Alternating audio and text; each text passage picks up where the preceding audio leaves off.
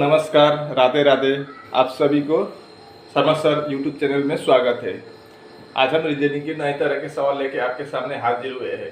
हम रोज़ नए तरह के सवाल लेके आपके सामने हाजिर होते हैं, इसलिए आप लोगों से गुजारिश करना चाहता हूं कि आप कृपया वीडियो को बिना स्किप करके full video first to last देखिए, और देखने के बाद अगर आपको ये वीडियो पसंद आए तो आप इस वीडियो को अपने दोस्तों के साथ या अपने रिश्तेदारों के साथ जो एग्ज़ाम दे रहे हैं उन लोगों के साथ फेसबुक या व्हाट्सएप के माध्यम से शेयर कीजिए, ताकि उन लोगों को भी इस तरह का सवाल का जवाब कैसे करते हैं उनको भी पता चल जाए। अब देर न करते हैं, हम वीडियो स्टार्ट करते हैं। देखते हैं आज का सवाल क्या क्या है। आज का पहला सवाल है, अगर आप चाहे तो इसको स्क्रीनशॉट भी दे सकते हैं, ठीक है। अब सवाल देखते हैं क्या है। आज का पहला सवाल है, 6 girls PQRS and T are standing in a straight line facing towards north। 6 लड़की PQRST और U किधर नॉर्थ की तरफ या उत्तर की तरफ मुंह करके खड़ी हुई है। 3 girls are standing to the left of Q। 3 लड़की किधर है? Q के लेफ्ट साइड पे खड़ी हुई है। P is standing to the second position from the left end। बाएं की छोर से अगर गिनती करें तो P दूसरे नंबर पर है। U is standing between Q and S, और U कहाँ पर खड़ी है? Q और S के बीच में U खड़ी है। तो फिर who is standing at the second position from the extreme right end। तो बाएं की तरफ से अगर हम गिनती करें तो दाएं की तरफ गिनती करें तो दूसरे नंबर पर कौन आती है, कौन खड़ी है, वही पूछा है।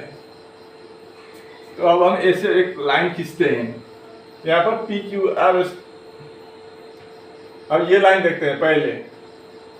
P is standing at the second position, और यहाँ से नहीं, यहाँ से 3 girls are standing to the left of Q। Q मान लीजिए यहाँ पर Q है आपका।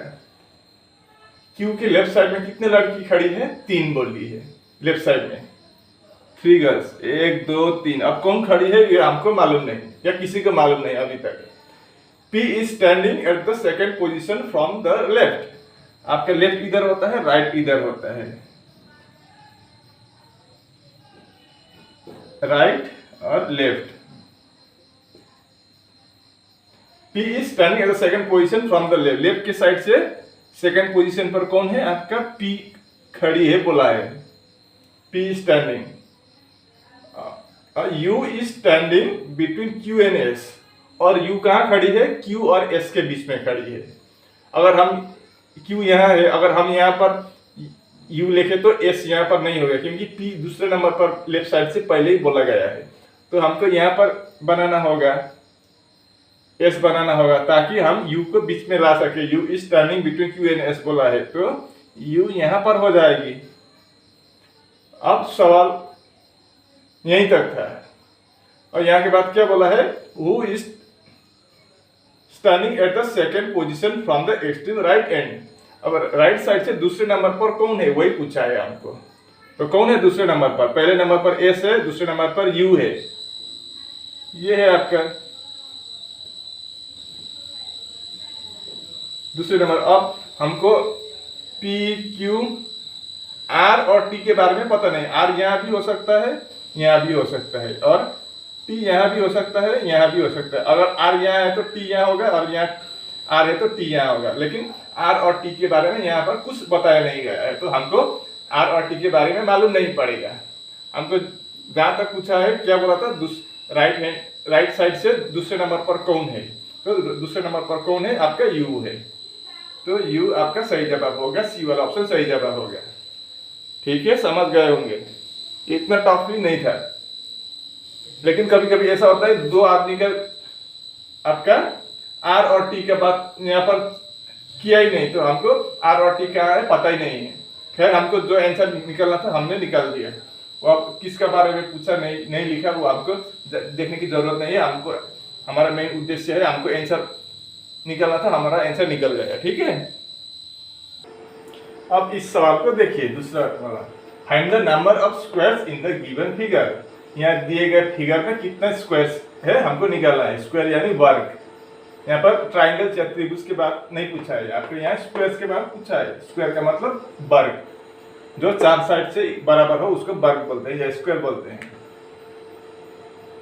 चारों साइड से बराबर होना चाहिए, तो अब उसको क्या बोलते हैं, स्क्वायर बोलते हैं, या हिंदी में वर्ग। तो कितना वर्ग है हमको यहाँ पर निकालना होगा।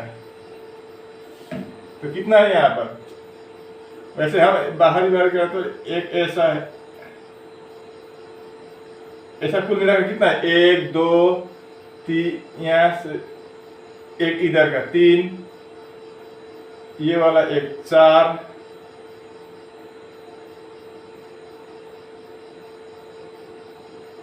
एक 2 3 4 कर दिया मैंने, ये वाला एक 5, ये एक 6 वर्ग हमको मिल गया। और कोई वर्ग है यहाँ पर। अब हम अगर ऐसे करें तो रुकिए, मैं इसको ब्लैक से करता हूँ तब समझ में आएगा, नहीं तो आप कंफ्यूज हो सकते हैं।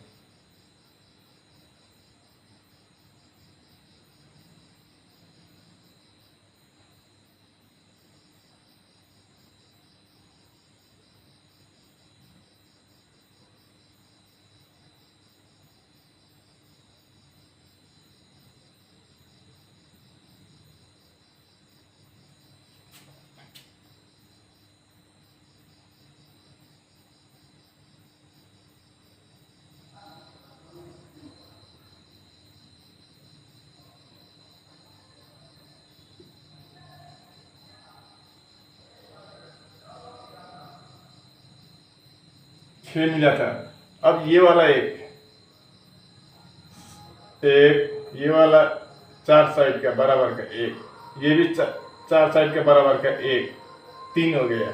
ये भी आपका 4 साइड का बराबर का, ये 4 साइड के बराबर का एक, ये भी 4 साइड का बराबर का एक, और यहाँ पर और एक है, यहाँ पर 4 साइड का बराबर का एक। तो कितना हुआ, 1 2 3 4 5 6, और 6 भाग मिल गया। और कोई है, एक ऐसा भी दिखाई दे रहा है, ये वाला है, ये वाला को हमने गिनती नहीं किया था, हमने छोटा छोटा ऐसा गिनती किया था, लेकिन ये बड़ा वाला गिनती नहीं किया था। तो एक और मिल गया। और कोई है, और एक दिखाई दे रहा है, ये बीच का है,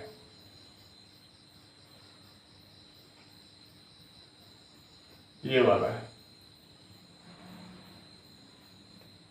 तो एक और मिल गया। तो कितना हुआ, 6 6 12 2 14, यानी कि यहाँ पर कुल मिलाकर 14 स्क्वायर या वर्ग है। उम्मीद है कि आपको समझ में आ गया मैंने किस तरह से निकाल के आपको दिखाया। अब आप भी ऐसे ही बना के आप घर में भी ट्राई करिए, नहीं तो आप एग्जाम में डायरेक्ट ऐसा सवाल आए तो आप कंफ्यूज हो जाएंगे, नहीं कर पाएंगे। 1 2 बार घर में प्रैक्टिस करने से आपको आसान हो जाएगा एग्जाम में निकालने के लिए, ठीक है। अब आप इस सवाल को देखिए, select the combination of letters that when sequentially placed in the blanks of the given series will complete the series.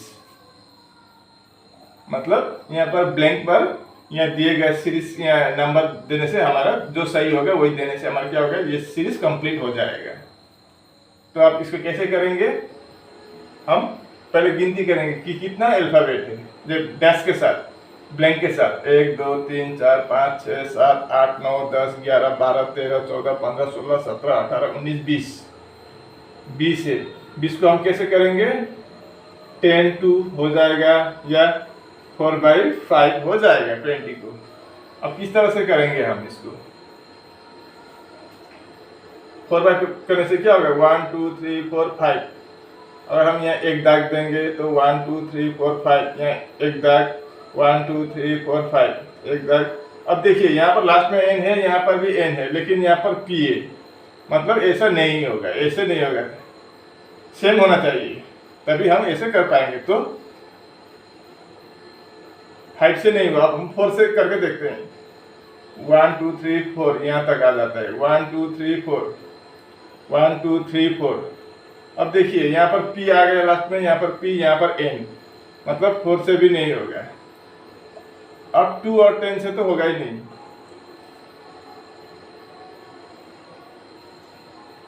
To से करने पर देखिए यहाँ पर 2 2, यहाँ पर 2 2 2 अलग अलग हो जाएगा, ऐसे नहीं होगा। अब आप यहाँ पर एक बात गौर से देखिए, मैं एक बात यहाँ पर, अगर आप समझदार है तो समझदार के लिए इशारा ही काफी है।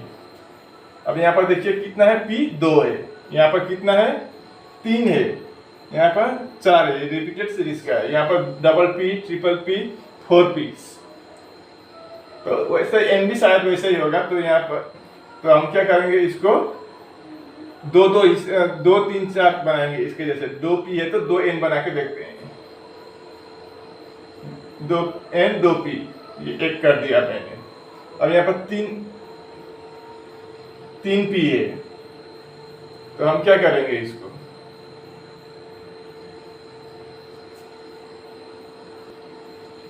अब ऐसे करने से भी हमारा नहीं होगा, तो अब हम इसको और दूसरे रास्ते से करेंगे। ठीक है, अब देखिए हम इसको कैसे करेंगे आसानी से, वो आप देखेंगे।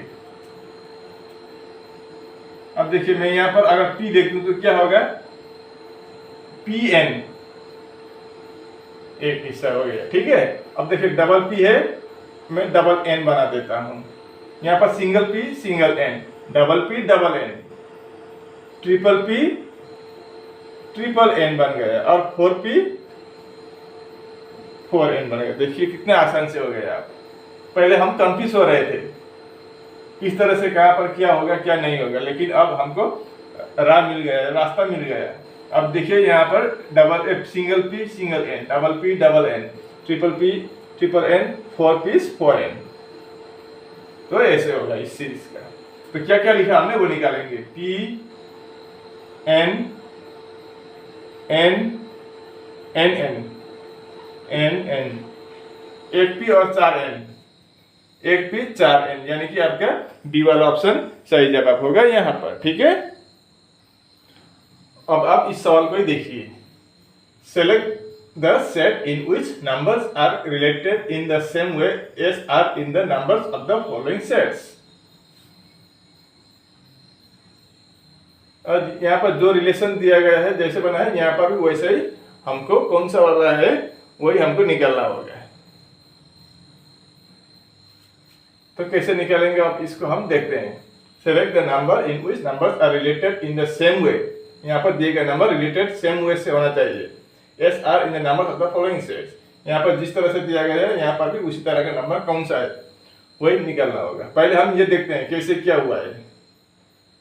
7, 48 और 9, ऐसा है ना। अब 7, 48, 9 इसके क्या संबंध है, कैसे निकालेंगे। बड़ा संख्या यहाँ है तो शायद इस और इसके साथ कुछ करने पर 48 आएगा। अगर हम 7 + 9 करेंगे तो 16 होगा, 7 × 9 करेंगे तो 63 हो गया। 48 तो नहीं हो रहा है। अगर हम 1 मिनट 7 + 9 करेंगे तो कितना होगा 16, उसमें हम 3 मल्टीप्लाई करें तो 16 × 3 48 मिल गया। अगर इस तरह से है तो हम देखते हैं, यहाँ पर नहीं है तो और फिर दूसरा लॉजिक हम ढूंढेंगे। 6 ये वाला आपका क्वेश्चन का है, क्वेश्चन का ये क्वेश्चन है। अब आंसर 4 ऑप्शन में से हम देखते हैं क्या है। 6 + 4 पहला और तीसरा, 10 × 3 किया था, × 3 करने पर कितना आता है 30 आएगा, आना चाहिए 24, आ गया 30, तो ये वाला कैंसिल। दूसरा वाला देखते हैं। 11 + 8 आपका कितना होता है, 11 + 8 19 × 3 57, 42 है, नहीं हुआ। अब तीसरा वाला देखते हैं। 10 + 6 16 × 3 48, यहाँ पर है 38, कैंसिल। ये लॉजिक ही नहीं है, दूसरा यानी कि अब फिर हम देखेंगे बाद में। मुझे तो लगता है ये लॉजिक ही नहीं हुआ, दूसरा ही कोई लॉजिक है। 5 + 8 कितने हैं, 5 + 8 आपका 13 × 3, 13 × 3 39। हाँ ये मिल गया, मतलब यही लॉजिक था। मैं भी थोड़ी देर के लिए कंफ्यूज हुआ था, दूसरा लॉजिक है ना क्या, लेकिन मिल गया। ये जिस लॉजिक से ये बना है उसी तरह के लॉजिक से ये आपका डी वाला ऑप्शन बना हुआ है। मतलब आपका 3 गलत है, एक ही सही है। कौन सा वाला सही है? आपका डी वाला सही है। समझ में आ गया ना कैसे निकला है ये। अब इस सवाल को आप देखिए, इस 5वां सवाल है, Akash went 7 kilometre south and turn west and walk 4 kilometre. ठीक है। Again he turn north and walk 10 kilometre. He took a final turn to east and walk 4 kilometre. In which direction was Akash from his starting point. मतलब आकाश अब किस जगह पर पहुंच गया, उस डायरेक्शन कौन सा है? पहले जो यहाँ से स्टार्ट किया था, अब जहां पहुंच गया वहां कौन से डायरेक्शन में? ईस्ट, वेस्ट, नॉर्थ, साउथ, यही पूछा है। पहले इस तरह का डायरेक्शन बना देता हूँ। ऊपर हमेशा नॉर्थ, नीचे साउथ, राइट हैंड साइड में ईस्ट और लेफ्ट हैंड साइड में वेस्ट। मैं यहां से एक बना देता हूँ। ये स्टार्टिंग पॉइंट मान लीजिए ये है।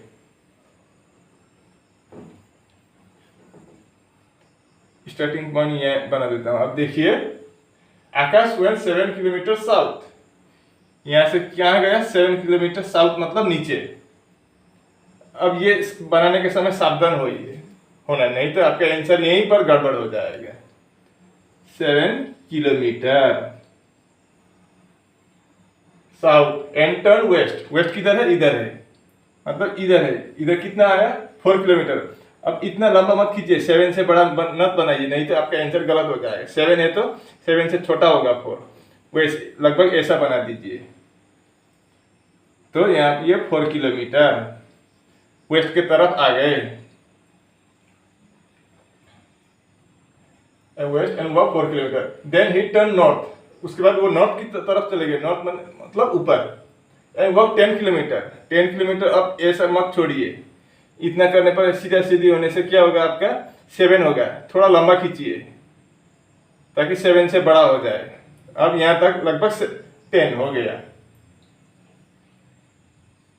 10 kilometre. He took a final turn to east. उसके बाद वो किस तरफ मुड़ा? ईस्ट के तरफ। ईस्ट का मतलब उधर। कितना गया? 4 किलोमीटर।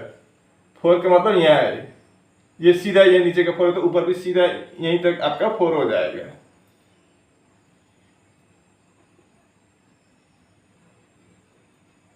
यहां तक आपका 4 हो जाएगा। अब पूछा है, in which direction was Akash from starting point. Start कहां से किया था? यहां से किया था। इधर 7 किलोमीटर चला गया, उसके बाद 4 किलोमीटर, पहले 7 किलोमीटर नॉर्थ साउथ, उसके बाद 4 किलोमीटर आपका वेस्ट, उसके बाद 10 किलोमीटर आपका नॉर्थ, फिर नॉर्थ से आपका 4 किलोमीटर आपका ईस्ट साइड में चला गया। तो अब जहां पर पहुंचा है वो पहले जहां से स्टार्ट किया था, अब जहां पहुंचा है वो किस साइड में है? स्टार्टिंग पॉइंट से जहां पर है अभी वो किस जगह पर है? मतलब इधर से इधर नहीं, इधर से इधर पूछा है। फ्रॉम स्टार्टिंग पॉइंट मतलब स्टार्टिंग पॉइंट से किधर है अभी? तो ऊपर साइड में है। ऊपर साइड का मतलब क्या है? नॉर्थ है। आपका आंसर नॉर्थ हो जाएगा। बी वाला ऑप्शन सही जवाब होगा यहाँ पर। ठीक है, ये इतना टफ नहीं है, लेकिन ये अगर आपने गड़बड़ बना, मान लिया कि अगर आपने ऐसा बना दिया है, यहाँ पर ऐसा 7 लिख दिया है, इधर 4 लिख दिया है, और ऐसा करके इधर 10 लिख दिया और ऐसा कर दिया, तो आपका आंसर यहाँ आ जाएगा। तो आप क्या बोलेंगे? साउथ में है बोलेंगे, लेकिन साउथ में नहीं है, नॉर्थ में। इसलिए ये आपका थोड़ा अनुमान करके 7 से बड़ा ही बनाना होगा ताकि आपका आंसर सही निकले। ठीक है, इतना बात याद रखना। अब इस सवाल को देखिए, find the missing number from the given series. यहाँ पर मिसिंग नंबर है इस सीरीज में, वो हमको फाइंड करना है या निकालना है। तो इसको कैसे निकालेंगे देखिए। 19, 30, 43 डैश, क्वेश्चन मार्क की जगह पर मैंने डैश दिया, और 77। अगर इस तरह का नंबर पैटर्न में आए तो आप क्या करेंगे? इसको हमेशा एक बात याद रखना, नंबर डिफरेंस देखना, बाकी कुछ छोड़ दीजिए। हम हमेशा नंबर डिफरेंस पर फोकस करेंगे। तो 11 के साथ क्या ऐड करने पर 19 आएगा? +8। और 19 के साथ क्या ऐड करेंगे तो 30 आएगा, 11। इधर 13, इधर 43 है। तो यहाँ पर क्या होगा, अब कैसे पता क्या होगा, क्योंकि यहाँ पर 3 का डिफरेंस है, यहाँ पर 2 का डिफरेंस है। अगर यहाँ पर हम 1 का डिफरेंस रखें तो क्या होगा, 8 3 11, 11 2 13, 13 1 14, 14 करने पर क्या होगा 47। तो यहाँ पर 15 का डिफरेंस होगा। तो 15 का डिफरेंस होने से क्या होगा 7 5 12 नहीं होगा। इस तरह से हमारा आंसर नहीं निकलेगा।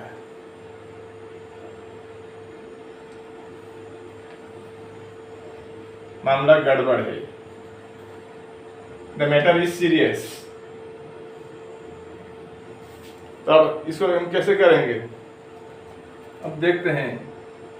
3 का स्क्वायर प्लस 2 करें तो कितना आएगा, 3 इंटू 3 9 प्लस 2 11। अब यहाँ पर 4 का स्क्वायर करें तो 16 प्लस 3, 16 प्लस 3 19 आ गया। अब यहाँ पर हम 5 का स्क्वायर कर देंगे प्लस 4 करेंगे तो 25 प्लस 4 29 30 है। तो हम अगर यहाँ पर 5 कर दें तो 30 आ जाएगा। अब ये वाला देखते हैं, नहीं तो यहाँ से हमको थोड़ा कंफ्यूज हुआ। और यहाँ पर 6 का स्क्वायर प्लस क्या करेंगे हम, पहले इसको 6 का स्क्वायर करने से कितना होगा 36 प्लस 43 लाना है तो 7 मतलब 7 2 3 5 7 मतलब समझ गए ना। यहाँ पर 2 3 4 5 6 ऐसे सीरियली आपका क्या जा रहा है, स्क्वायर में जा रहा है। और पीछे वाला जो ऐड किया वो प्राइम नंबर में जा रहा है 2 3 5 7। तो दूसरा उसके बाद प्राइम नंबर कौन सा है, 7 के बाद 11 है। तो हम 7 स्क्वायर प्लस 11 करके देखते हैं कितना होता है। 7 इंटू 7 पहले यहाँ पर कंफर्म कर देते हैं। 8 स्क्वायर प्लस 11 के बाद 13 है प्राइम नंबर, होगा कि नहीं होगा देखते हैं। 8 इंटू 8 64 प्लस 13, 4 प्लस 3 7, ये तो ठीक है। अब ये भी होगा। अगर 7 इंटू 7 49 प्लस 11 अब कितना होगा 50 60 होगा। आपका डी वाला ऑप्शन सही जवाब होगा। क्वेश्चन मार्क की जगह पर यहाँ पर क्या आ जाएगा 60 आ जाएगा। ठीक है। और इसी के साथ हमारा वीडियो यहीं पर समाप्त होता है। अब आप बताइए आपको ये हमारा वीडियो कैसे लगे। अगर हमारे वीडियो में कुछ गलती हुई है कहाँ पर या कहीं आपको सलाह परामर्श देना है तो आप कमेंट बॉक्स में जाकर भी अपना सलाह परामर्श हमको दे सकते हैं। इसमें बुरा मानने की आपको भी शर्माने की कोई ज़रूरत नहीं है और या मुझे भी कोई बुरा मानने की बात नहीं है। ये सीखने की बात है। आप भी मुझे सिखा सकते हैं, मैं भी आपको सिखा सकता हूँ। ये आपस की मिलजुल की बात है। सीखने की बात उम्र के साथ कोई संबंध नहीं है। ठीक है। कभी कभी छोटे उम्र के लोग भी बड़े उम्र के लोग को सिखा सकते हैं। अगर हमारा कहीं पर गलती हुआ है तो आप भी मुझे परामर्श दे सकते हैं। इसमें कोई बुरा मानने की बात नहीं है। अगर आपको हमारी वीडियो अच्छी लगी तो लाइक शेयर और सब्सक्राइब करना और बेल के आइकन को भी दबाना। मैं इसे मुद्दे लेकर आपके सामने अगले वीडियो में फिर हाजिर हूँगा। तब तक के लिए मुझे विदा दीजिए। आपका दिन शुभ हो। राधे राधे।